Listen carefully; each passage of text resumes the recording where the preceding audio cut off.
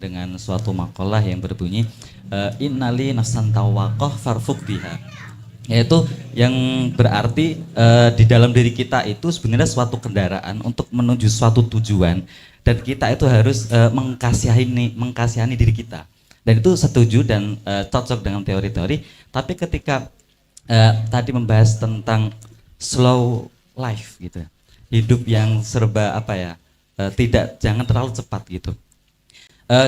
Saya agak bertabrakan karena menemukan juga dalam suatu kitab karangan Syekh Fattah yang berjudul Qimatuz Zaman Indal Ulama, berkata bahwa ada suatu cerita bahwa ulama zaman dulu pun ketika manage waktu itu sangat hati-hati sekali, sangat detail sekali, dan itu menjadikan hidupnya itu serba kayak cepat tapi hasilnya juga banyak gitu loh. Bahkan ada suatu cerita suatu ulama, saya lupa namanya, dia itu ketika makan pun harus pilih-pilih roti yang memang enggak kering biar ngunyahnya itu tidak lama.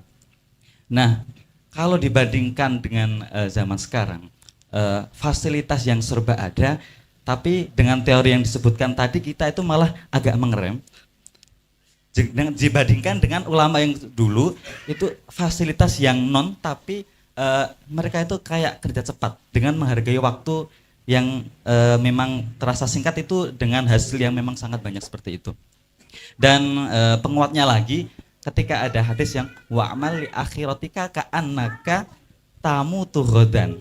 Nah, ketika kita beramal akhirat itu seakan mati besok, dan dibandingkan dengan teori ini kita harus kayak mengerem, itu apakah memang sejalan seperti itu? Saya Mumon dari Gunung Kidul, terima kasih.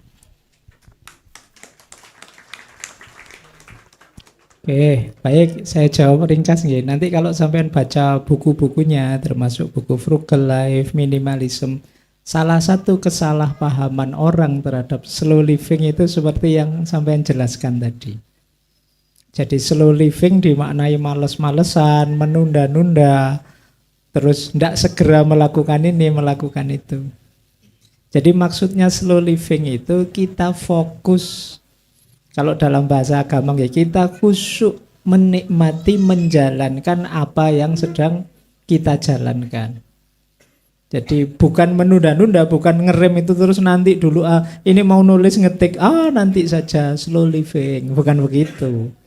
Jadi slow living itu makanya tadi setaranya dengan mindfulness.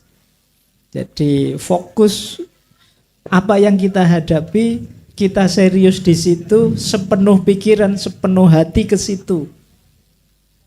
Tidak cabang-cabang pikiran kemana-mana seperti hari ini orang terkenal istilah multitasking, sehingga kita tidak bisa menikmati apapun. Inginnya segera, kan teman-teman sering dengar istilah budaya instan. Apa-apa ingin segera wujud, segera. Wah, saya kemarin di kampus ada istilah, ada orang yang hebatnya luar biasa, ngetik hanya pakai satu jari dan semua urusan selesai. Tulisannya banyak, meskipun hanya satu jari. Satu jari itu maksudnya merentah. Tolong tuliskan ya, tolong Bang. Jadi bukan itu. Jadi slow living itu mindfulness. Jadi kita melakukan sesuatu, ayo sepenuh hati, sepenuhnya. Jangan dijujuk pingin instan saja, segera nyampe saja. Yuk kita nikmati prosesnya dari awal sampai akhir. Jadi bukan menunda-nunda, bukan menanti-nanti, bukan bermales-malesan, bukan itu. Tapi efektif, efisien, dan bermakna. Makanya yang terakhir itu ada bermakna. Biar kita tidak kehilangan banyak, karena proses juga hakikatnya sebuah pelajaran.